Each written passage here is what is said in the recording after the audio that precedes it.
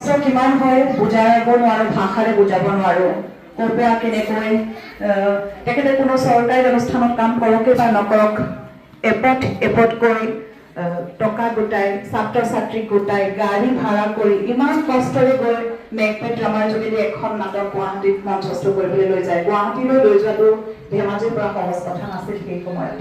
তেখেতৰ সেয়াই নহয়, NSDৰ বহুত ৱৰ্কশ্বপ কৰিছে, NSDৰ বহুত ভাল ভাল শিল্পীৰ সৈতে তেখেতৰ ভাল যোগাযোগো আছে। সেই সূত্ৰে তেখেতৰ নাম আপোনালোকে প্ৰত্যক্ষভাৱে যেতিয়া উপভোগ কৰিবলৈ পাব, তেতিয়াহে আপোনালোকে অনুভৱ কৰিব মেঘপেট ড্ৰামা। তাৰপিছতে আছে লাভলী চেতিয়া। আমাৰ সন্মুখলৈ আহিব লাগে লাভলী চেতিয়া, খুব ধুনীয়াকৈ কৰিছে যোৱা।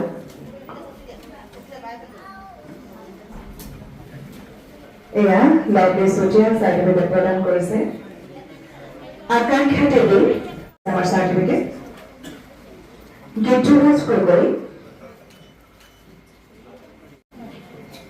য়োগৰাজ দত্ত, খুব ধুনীয়া অভিনয়, খুব সুন্দৰ অভিনয় কৰিছে আমাৰ গদাপানীৰ চৰিত্ৰ। ধন্যবাদ জ্ঞাপন কৰিছো। প্ৰথম জনাইছো মই বিশেষকৈ মোক ইমান সহায়ৰ হাত আগবঢ়াই ৰখা ধেমাজিৰ দুজন শিক্ষাগুৰু মেঘপেট ড্ৰামাৰ আৰু তেখেতসকললৈ মই প্ৰণিপাত জনাইছো। নাম উল্লেখ কৰিম, গম পাব সকলোৱে। এতিয়া আৰম্ভণিতে বৰ বেছি দীঘলীয়া নকৰো, গতিকে তোমালোকৰ যিসকলে অভিনয় কৰিবা সকলোকে সাজু হ'বলৈ মই অনুৰোধ জনাইছো আৰু চকীত ধুনীয়াকৈ ইফালে বহিবলৈ অনুৰোধ জনাইছো।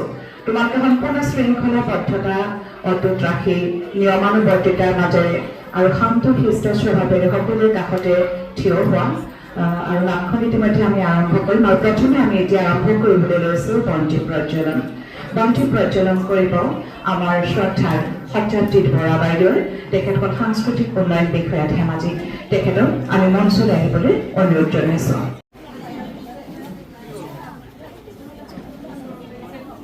বিভাগ আৰু ধেমাজি জিলা প্ৰশাসনৰ সহযোগত অসম চৰকাৰৰ নিৰ্দেশ মতে প্ৰতিটো সমষ্টিত দুটাকৈ কৰ্মশালা অনুষ্ঠিত কৰাৰ সিদ্ধান্ত লোৱা হৈছিল আৰু সেই মৰ্মে জোনাই সমষ্টিত দুটা কৰ্মশালাৰ ভিতৰত আজিৰ এই কৰ্মশালাৰ সামৰণি অনুষ্ঠান।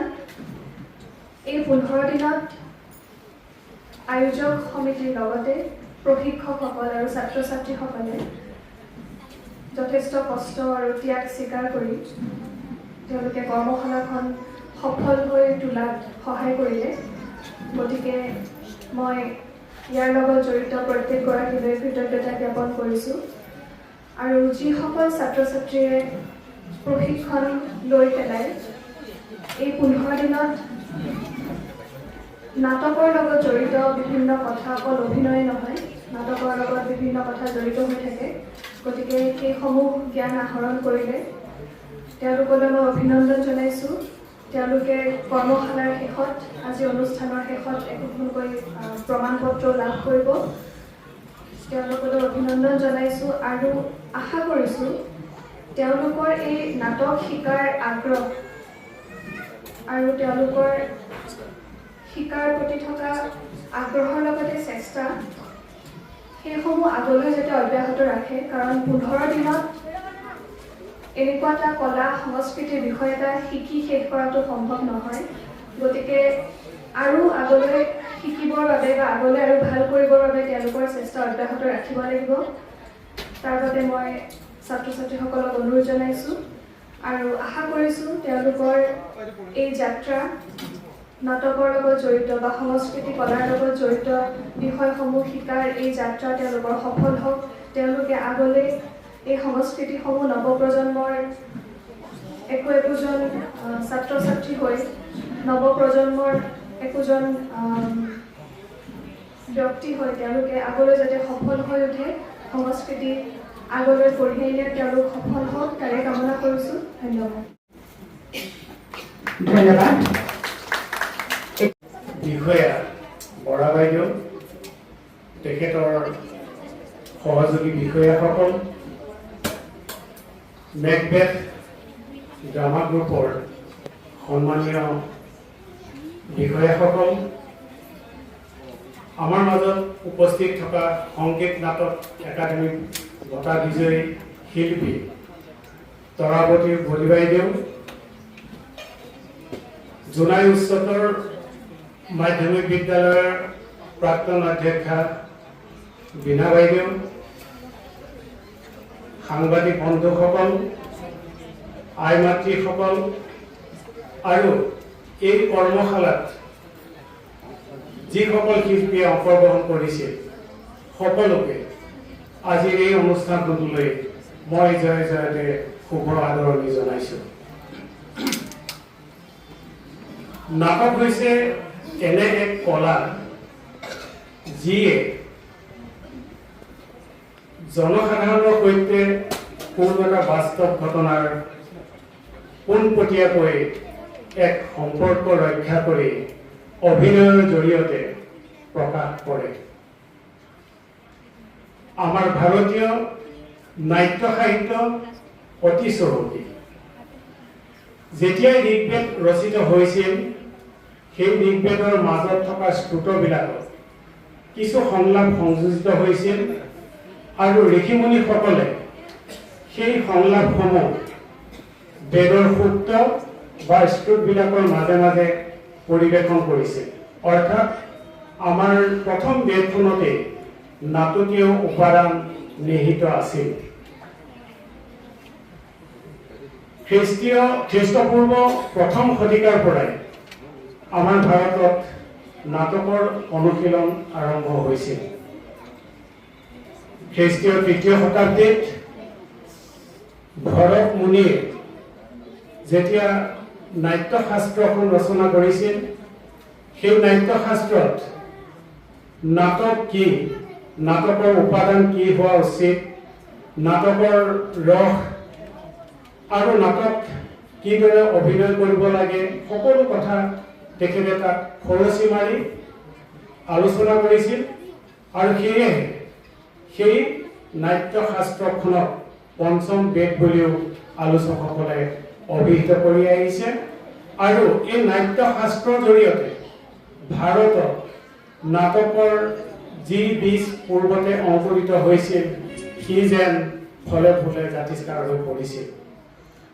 তাৰ পৰৱৰ্তী সময়ত ভাস, কালিদাস, শূদ্ৰ, অশ্বঘোষৰ জৰিয়তে আমাৰ ভাৰতীয় নাট্য সাহিত্যই আন্তৰিক অভিনন্দন জনাইছোঁ। আমি নাটকৰ মানুহ, বিগত প্ৰায় 30-40 বছৰ ধৰি নাটকৰ লগতে জড়িত হৈ আছোঁ। আৰু আচলতে এইটো আমাৰে অদূৰদৰ্শিতা বুলি ক'ব লাগিব, কাৰণ আমি জোনাইত নাটকৰ বিস্তাৰ কৰিব পৰা নাই। আমাৰ পৰা যথেষ্ট দুজন আঁতৰত হয়। আমি চিলাপথাৰ চিমেণ্ট চাপৰিলৈকে কাম কৰিছোঁ, কিন্তু জোনাইত আমি কাম কৰিব পৰা নাই। আৰু এয়া নিশ্চয় আৰম্ভণি। আমি ভাবিছোঁ ভৱিষ্যতে জোনাইত নাটকৰ এটা ভাল পৰিৱেশ সৃষ্টি হ'ব, ইয়াক ৰাখিছোঁ। আৰু এই ক্ষেত্ৰত আমি আমাৰ পক্ষৰ পৰা সহযোগিতা আগবঢ়াম। পল্লৱী হাজৰিকা এসময়ৰ নাট্য ড্ৰামাৰ এগৰাকী অভিনেত্ৰী। পল্লৱী হাজৰিকাই মিৰি জীয়ৰী নাটকখনত দুৰ্দান্ত অভিনয় কৰিছিলে। আমি কলাক্ষেত্ৰত এই নাটকখন প্ৰদৰ্শন কৰিছিলোঁ। ইয়াৰ পিছতো ভালেকেইখন নাটকত তেওঁ অভিনয় কৰিছে।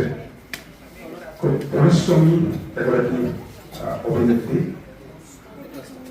আৰু অসম চৰকাৰে এনে এটা যি পদক্ষেপ লৈছে, সেই পদক্ষেপত মই আমাৰ ধেমাজিৰ কালচাৰেল বিষয়া শতাব্দী বৰাক বাইদেউ কৈছিলোঁ যে জোনাইত নাটকৰ বিশেষ কাম হোৱা নাই, গতিকে আপোনালোকে পাৰিলে তাতে এটা নাটকৰ ৱৰ্কশ্বপৰ ব্যৱস্থা কৰক। আৰু সেই অনুসৰিয়ে তেখেতে ইয়াত এটা নাটকৰ ৱৰ্কশ্বপ দিলে। 15টা দিন খুব কম সময়ত আচলতে নাটকৰ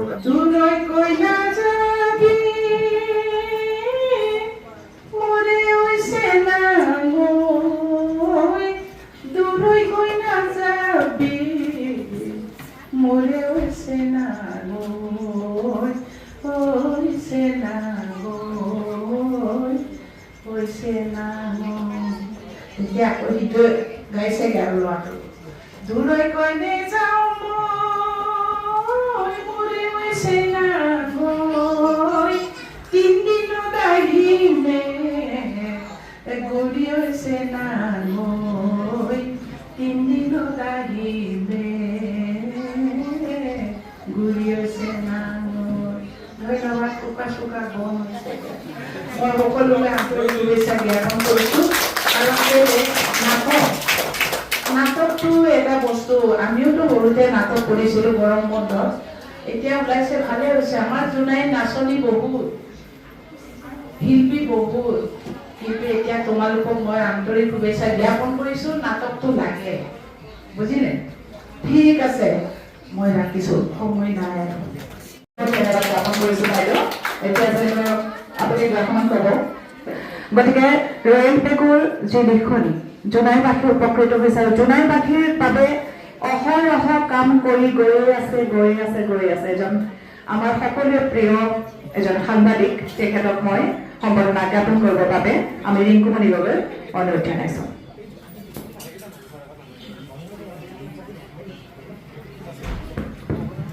তেখেতকো মই চমু কৰি সন্মান কৰিবৰ বাবে অনুৰোধ জনাইছোঁ। সকলোৱে মোৰ আন্তৰিক শ্ৰদ্ধা নিবেদন কৰিছোঁ। আজি অসম চৰকাৰৰ সাংস্কৃতিক পৰিক্ৰমা বিভাগৰ উদ্যোগত যিটো নাট কৰ্মশালা অনুষ্ঠিত কৰিছে, তাৰ বাবে মই বিভাগটোক অশেষ ধন্যবাদ আৰু শলাগ লৈছোঁ। আৰু যিসকলে এই যে নাট কৰ্মশালাত ছাত্ৰ ছাত্ৰীসকলে অংশগ্ৰহণ কৰিলে, তেখেতলোকক মই অভিনন্দন আৰু শুভেচ্ছা জনাইছোঁ। প্ৰতি বছৰে আমাৰ অসম চৰকাৰৰ সাংস্কৃতিক পৰিক্ৰমা বিভাগৰ পৰা গ্ৰীষ্মকালীন এনে সাংস্কৃতিক কৰ্মশালা অনুষ্ঠিত কৰা হয়। যি নহওক, আমি যদি জীৱনত সফলতা হ'ব লগা হয়, তেতিয়াহ'লে আমি কঠোৰ পৰিশ্ৰম কৰিব লাগিব। যিসকল ইয়াত ছাত্ৰ শিল্পীয়ে নিজৰ এটা লক্ষ্য বান্ধি লৈছে, সেই লক্ষ্য স্থিৰ কৰি যদি একাগ্ৰতাৰ কঠোৰ পৰিশ্ৰম যদি কৰে, আমি সফলতা লাভ কৰিব পাৰিম। আজি নাটক হৈছে সমাজৰ মনোশীল এটা বিষয় এটাক লৈ বা কোনোবা বাস্তৱ বিষয় এটাক লৈ অভিনয় আৰু সৃজনীমূলক অভিনয়েৰে আমি সমাজৰ মাজলৈ নি সমাজত এটা জাগৰণ সৃষ্টি কৰিব পৰা যায়। নাটক জনসংযোগৰ ক্ষেত্ৰত একটা শক্তিশালী ভূমিকা গ্ৰহণ কৰি আহিছে। আৰু নাটকে হৈছে আমাৰ প্ৰথম অৱস্থাৰ পৰা মানুহৰ মাজত এক জনমত গঠনৰ লগতে সমাজত সংস্কাৰ আৰু সমাজৰ সঠিক দিশত পৰিচালনা কৰাৰ ক্ষেত্ৰত আমাৰ সাংস্কৃতিক ৰক্ষাৰ ক্ষেত্ৰত এক শক্তিশালী ভূমিকা হিচাপে গ্ৰহণ কৰি আহিছে, শক্তিশালী মাধ্যম হিচাপে ভূমিকা পালন কৰি আহিছে। মই নাটকৰ কথা কওঁতে আজি ইয়ালৈ ওলাই আহোঁতে এটা কথা ভাবিছিলোঁ। মই কলেজত পঢ়ি থাকোঁতে এটা নাটক কৰিছিলোঁ, ইংলিছৰ নাটক গণশত্ৰু। এই গণশত্ৰুৰ কথা মই ভাবি আহিছিলোঁ। আজি সমাজখন আৰু গণশত্ৰুৰ নাটকৰ ক্ষেত্ৰত কিছু সামঞ্জস্য আছে। গণশত্ৰুৰ ডক্টৰ ষ্টকহোমে দুটা বস্তু আৱিষ্কাৰ কৰিছিলে। এটা বস্তুটো হৈছে যে নগৰপালিকাৰ যিটো পানী পাইপেদি যিটো ৰাজ্যত পানী যোগান ধৰা হয় বিশুদ্ধ কোম্পানীৰ নামত, সেই খোৱা পানীত বীজাণু আছিল, সেই বস্তুটো আৱিষ্কাৰ কৰে। কিন্তু সেই বস্তুটো আৱিষ্কাৰ কৰাৰ পিছত, বীজাণুৰ আৱিষ্কাৰ কৰাৰ পিছত নগৰপালিকাই তেখেতক বিভিন্ন ধৰণৰ হাৰাশাস্তি কৰিছিল। তেখেতে আৱিষ্কাৰৰ কাৰণে উপলব্ধ কৰিছিল, তাক অকলশৰীয়া কৰি তুলিছিল সত্য আৱিষ্কাৰ কৰাৰ বাবে। তাৰপিছত সি এদিনাখন নগৰপে থাকোঁতে এদিনাখন সি আৰু এটা আৱিষ্কাৰ কৰিছিল। ইয়াত আৱিষ্কাৰ কৰিছিলে সত্য।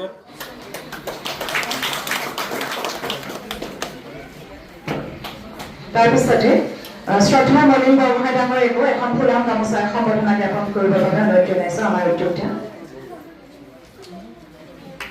ধন্যবাদ জ্ঞাপন কৰিছোঁ। তাৰপিছত আছে দৰ্পণ বৰগোহাঁই। ইমান দৰ্পণ ককাইদেউ এতিয়াহে মই আপোনাক ধৰিব পাৰিছোঁ। ইমান সুন্দৰ অভিনেতা, কণ্ঠ কেনেকুৱা। আমি শৈশৱতে যাক গৰুৰ দৰে মানুহ, তেখেতক প্ৰণিপাত জনাইছোঁ। এতিয়া মই ধৰিব পাৰিছোঁ, আচলতে মই তেখেতক ধৰিব পৰা নাছিলোঁ। বলিষ্ঠ অভিনেতা, আৰু কি ক'ম আৰু, তেখেতক কৈ শেষ কৰিব পাৰি, ইমান গুণ আছে। গতিকে তেখেতকো মই এখন ফুলাম গামোচা সম্বৰ্ধনা জনাবৰ বাবে অনুৰোধ জনাইছোঁ। ধেমাজিৰ সাংস্কৃতিক জগতৰ লগত ওতঃপ্ৰোত জড়িত হোৱাৰ লগতে আমাৰ গুৰু তেখেত।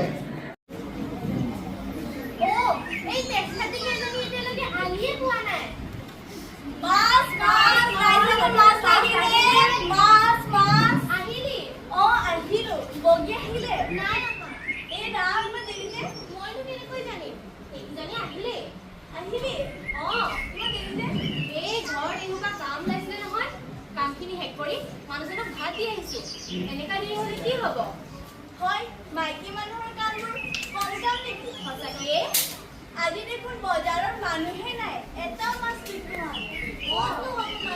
তামোলকে খা। মই নাখাওঁ, তহঁতি খাবি? দেচোন ল। বহিছ বিক্ৰী বনা কেনে চলিছে কিনো কম বজাৰত মানুহে নাই কচোন আমাৰ গাঁৱত শুনিছো ৰজাই ফুলক অন্যায় কৰিছে আমাৰ বাপেকে হাৰিবলৈ মানা কৰিছিলে নহয় যেনে তেনে আহিলো মই কিয় শুনিছো ৰজাই সকলো ঘৰকে ধৰি লৈ গৈ কাৰণ তুমি নাক নাক উঠাইছে কাৰণ আকৌ হাত ভৰি ভঙাইছো হয়নে কথা ভাবিছো বাইদেউ মোক ৰক্ষা কৰক বাইদেউ মোক চানবে মাৰিবলৈ খেলি কৰিছে মোক ৰক্ষা কৰক আপুনি চিন্তা নকৰিব কোৰ্ট আপুনি ইয়াতে মৰা ভাও ধৰক আমি কাপোৰেৰে ঢাকি দিম আৰু ৰাও চিঞৰি কাটিম কাপোৰে জলদি থাক ঐ ৰ মই চাহ দিছো দেই আহিছে কান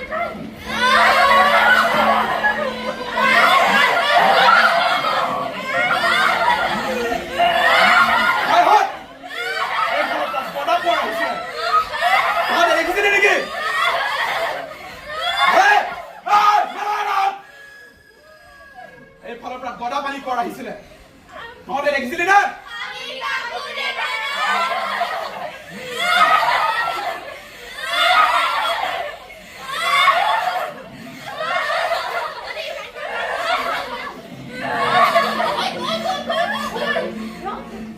আপুনি উঠক